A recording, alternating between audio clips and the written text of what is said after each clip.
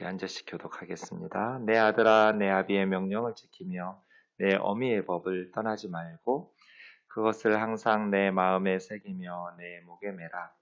그것이 내가 다닐 때 너를 인도하며 내가 잘 때 너를 보호하며 내가 깰 때 너와 더불어 말하리니. 대저 명령은 등불이요 법은 빛이요 훈계의 책망은 곧 생명의 길이라. 이것이 너를 지켜 악한 여인에게 이방 여인의 혀로 흐리는 말에 빠지지 않게 하리라. 내 마음에 그 아름다움을 탐하지 말며 그 눈꺼풀에 홀리지 말라. 음료로 말미암아 사람의 한 조각 떡만 남게 됨이며 음란한 여인은 귀한 생명을 사냥함이니라. 사람이 불을 품에 품고서야 어찌 그 옷이 타지 아니하겠으며 사람이 숯불을 밟고서야 어찌 그 발이 되지 아니하겠느냐. 남의 아내와 동간하는 자도 이와 같을 것이라. 그를 만지는 자마다 벌을 면하지 못하리라. 도둑이 만일 줄일 때 배를 채우려고 도둑질을 하면 사람이 그를 멸시하지는 아니하려니와 들키면 7배를 갚아야 하리니 심지어 자기 집에 있는 것을 다 내주게 되리라. 여인과 간음하는 자는 부지한 자라. 이것을 행하는 자는 자기 영혼을 망하게 하며 상함과 능욕을 받고 부끄러움을 씻을 수 없게 되나니. 남편이 투기로 분노하여 원수 갚는 날에 용서하지 아니하고 어떤 보상도 받지 아니하며 많은 선물을 줄지라도 듣지 아니하리라. 아멘. 지난 주일에 우리가 살펴보았던 부분 중에 하나입니다. 내 아들아 아비의 명령 어미의 법. 가정교육은 부모가 함께 하는 거죠. 아비의 명령과 어미의 법이니까요. 요즘 많은 가정들이 아빠는 돈만 벌어다 주고 아이 교육은 엄마가 주로 하는 것 같은데 옳지 않죠. 부모가의 역할이, 특히 아이들이 이제 청소년기에 접어들면 아버지의 역할들이 굉장히 중요하거든요. 평소에 자녀들과의 관계가, 대화가 잘 이루어져서 아버지가 아이들이 이렇게 사회화 될수록 몸은 어른이 돼가는데 아직 경험이나 이런 모든 것들이 어리잖아요. 청소년기라 할지라도. 그럴 때 아무래도 사회 경험이 많은 아버지들이 또 아버지의 역할이 있고 또 어머니는 어머니 나름대로의 역할이 있어서 자녀 교육에는 부모가 함께 하는 것이 중요합니다. 만약에 그렇게 성숙한 부모님의 교훈을 따르지 않으면 아이들은 청소년기에 자기 또래 친구들이나 인터넷이나 뭐 이런 것들을 통해서 어른이 되어져 가요. 그건 미성숙하고 위험한 일이에요. 그래서 부모가 함께 아이들을 이렇게 양육하는 것이 필요합니다.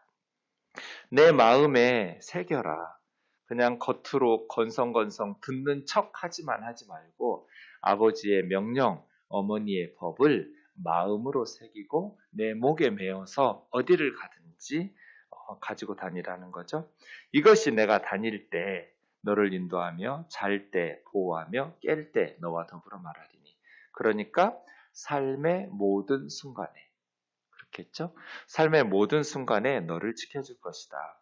내가 다닐 때 너를 선한 목자처럼 인도해 줄 것이고, 잠을 잘 때 가장 불안하죠. 잠을 든다는 것은 강도나 도둑의 위험이 있을 테니까요. 불안해서 잠을 못 자고 단잠을 자지 못하면 그 다음날 일어나도 피곤하고 삶이 굉장히 황폐해지겠죠. 하지만 지혜롭게 사는 사람은 잘 때도 보호해 줄 거다. 악몽에 꾸지도 않을 거고 스트레스 받고 염려나 불안이나 근심 없으니까 단잠을 자게 된다는 거죠. 깰 때 더불어 지혜가 말한다는 것은 하루를 어떻게 살아갈지 아침에 눈을 뜨면 지혜가 조언해주고 대화를 말 걸어오는 거죠. 내면화된 지혜는 마음속에서 대화하는 친구처럼 오늘은 어떻게 살아가야 되지? 무엇을 해야 되지? 이렇게 마음속에 있는 지혜가 너와 더불어 말하게 될 것이다. 왜냐하면 명령은 등불이요 법은 빛이요 훈계의 책망 곧 생명의 길이기 때문에 하나님의 말씀을 담은 명령과 또 법은 생명의 길을 비추는 등불이라는 거잖아요. 빛이 없으면 어두우니까 당황하고 헤매고 무질서하고 혼돈에 빠지게 되겠죠. 어디로 가야 될지, 뭘 해야 될지. 그러나 빛이 밝혀지면 정확하게 보여지기 때문에 질서 있게 지혜롭게 삶을 살아갈 수 있겠죠. 이 부모의 가르침을 몸에 지니고 다닐 때 하나님의 말씀과 경험을 기초한 지혜의 말씀을 너가 가지고 있을 때 청년들에게 가장 큰 유혹인 성적 타락, 악한 여인에게서 이방 여인의 혀로 호리는 말에 빠지지 않도록 지켜줄 거다. 말씀드린 것처럼 이방 여인은 인종적으로 외국 여자를 의미하지 않아요. 윤리적이고 신앙적으로 벗어난 여자가 이방 여인이에요. 규범을 벗어났다. 신앙의 바른 길을 벗어나서 이방인 거지 꼭 외국 여자만 의미하는 건 아닙니다. 혀로 호리고 언제나 말에서부터 남자들은 아첨에 약하고 또 외모에 그녀의 아름다움, 눈꺼풀에 홀리지 말라. 눈짓에 넘어가지 말라는 것이죠. 네. 그녀의 눈빛이 강렬했어, 촉촉했어, 뭐 이런 창세기에도 보면 보디발의 처가 요셉을 유혹할 때 날마다 눈짓했다고 이야기하거든요. 아주 요염한 야릿한 그 눈빛에 홀리면 음녀로 말미암아 사람이 한 조각 떡만 남게 되며 재산을 모두 탕진하는 경제적 손실. 음란한 여인은 귀한 생명을 사냥한다. 네, 소중한 생명을 재산을 잃을 뿐 아니라 목숨까지 잃게 할 수 있다는 거죠. 외도의 대가가 27절, 28절 심판이 불가피하다. 불을 품고서야 어찌 옷이 타지 않고 숯불을 밟으면 어찌 발이 되지 않겠는가. 반드시 화상을 입겠죠. 불에 타는 고통을 맛보게 될 것이다. 달콤하게 넘어가겠지만 그러나 남의 아내와 통관하는 자도 이와 같을 것이다. 불을 품는 것 같고 숯불을 밟는 것 같을 것이다. 그녀를 만지는 자마다 벌을 면하지 못하리라. 반드시 대가를 지불하게 될 것이라는 거죠. 30절부터 도둑하고 비교하고 있는데요. 도둑이 배가 고파서 자기 배를 채우려고 도둑질하면 사람이 그를 멸시하지는 아니하려니와. 도둑이 배가 고파서 도둑질을 했을 때 이 도둑질은 외도하는 성적인 범죄와는 좀 다르죠. 왜냐하면 도둑은 멸시를 받지는 않아요. 물론 멸시를 받지 않는다고 해서 벌을 안 받는 건 아니에요. 도둑이. 그래서 31절에 들키면 7배를, 사실은 모세 율법에 의하면 5배 혹은 4배나 2배로 도둑질은 상황에 따라 달라요. 그렇게 보상하지만 여기서 7배라고 한 거는 완전수가 7이잖아요. 그렇게 도둑질이 들켰을 때 완전히 보상을 하고 갚아야 되기 때문에 갚을 것이 없으면 자기 집에 있는 것을 다 내주고 심지어 그 도둑질한 것을 못 갚으면 자기 몸도 팔아야 되거든요. 그게 이제 7배 이렇게 말하는데요. 이런 것처럼 도둑질은 멸시는 안 받아도 들키면 전 재산을 팔아서라도 갚아야 된다. 하지만 외도는 달라요. 이것은 도둑질처럼 완전히 갚는 것도 갚는 것이지만 멸시를 받아요. 여인과 간음하는 자는 그래서 무지한 자. 이 32절에 무지하다는 것은 하시를 레브 그래요. 하시르라는 말이 결핍됐다이고요. 레브는 원래 마음인데 여기서는 생각이겠죠. 간음을 하는 자는 생각이 결핍된 자. 생각 없는 놈이에요. 조금만 멀리 생각해 보았다면 이런 어리석음을 범하지 않겠죠. 그래서 무지한 자다. 이것을 행하는 자는 자기 영혼을 망하게 한다. 간음은 자기 영혼을 망하게 하니까 스스로 망하게 하는 자살행위인 거죠. 스스로를. 생각 없고 자기 정욕에만 눈이 멀어서 결국 망하게 하는, 가정을 파괴하고 부부관계를 무너뜨리고 상처를 주고 자녀들에게 멸시를 받고 사회에서 멸시를 받는, 상함과 능욕과 부끄러움을 씻을 수 없게 된다.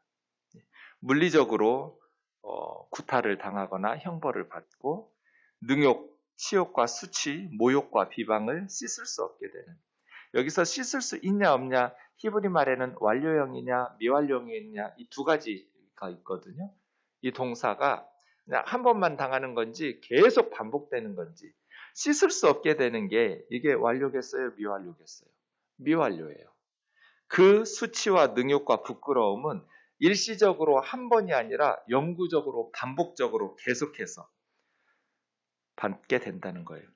남편이 투기로 분노하여 남편의 그 뜨거운 분노로 원수 갚는 날에 용서하지 않을 거다.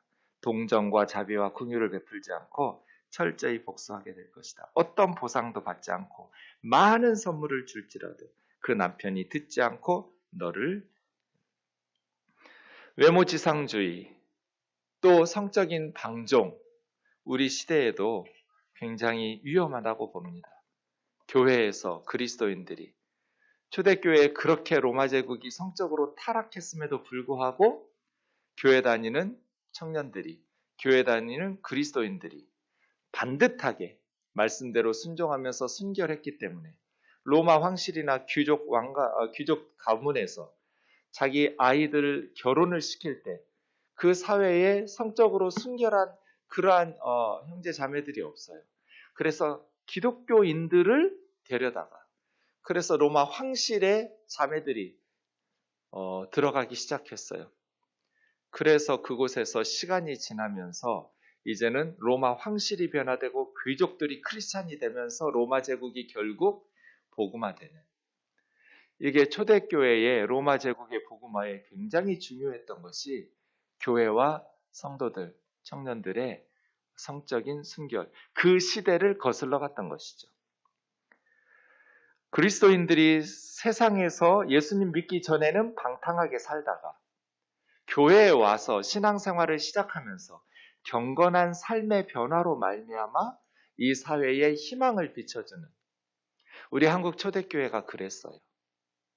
예수님 믿기 전에 맨날 술 먹고 노름하고 이러던 사람들이 교회 다니기 시작하면서 술, 담배 끊고 노름 끊고 정직하게 또 가정을 돌보면서 그러니까 세상에서 볼 때 예수를 믿으면 저렇게 사람이 바뀌는구나. 그래서 많은 사람들이 교회로 몰려왔어요. 지금 우리 그리스도인들이 안 믿는 사람들 가운데에서 신앙생활은 교회에서 하는 게 아니죠. 교회에서뿐 아니라 믿지 않는 사람들과 어울려 사는 가정에서 또 직장에서 학교에서 사회에서 예전에 예수님을 모를 때는 세상 사람들과 똑같이 살았을지라도 이제 하나님의 말씀인 성경을 배우고 하나님의 자녀가 된 이후에는 하나님을 경외하는 마음, 하나님을 두려워하는 마음을 가지기 시작하기 때문에 삶이 변해야죠.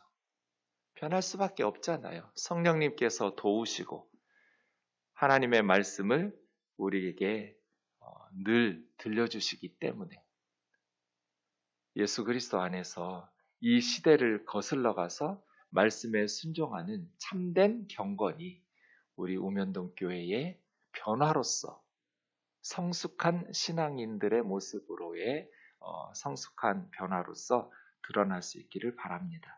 기도하겠습니다. 사랑하는 하나님 아버지 감사합니다. 하나님께서 저희들을 사랑해 주시고 하나님의 말씀 부어주심을 감사합니다. 생각이 없는 자 하시르 레브라고 말합니다. 어리석은 자라고.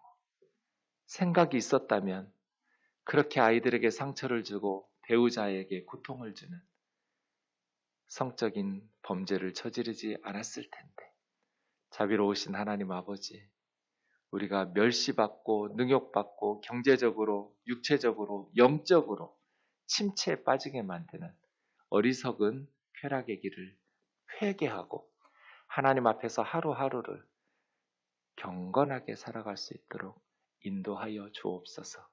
그래서 우리 자녀들이 행복한 가정에서 좋은 부모의 관계를 바라보면서 행복한 미래를 꿈꾸면서 건강하게 믿음 안에 자라갈 수 있도록 가정들을 회복시켜 주시고 붙들어 주시옵소서.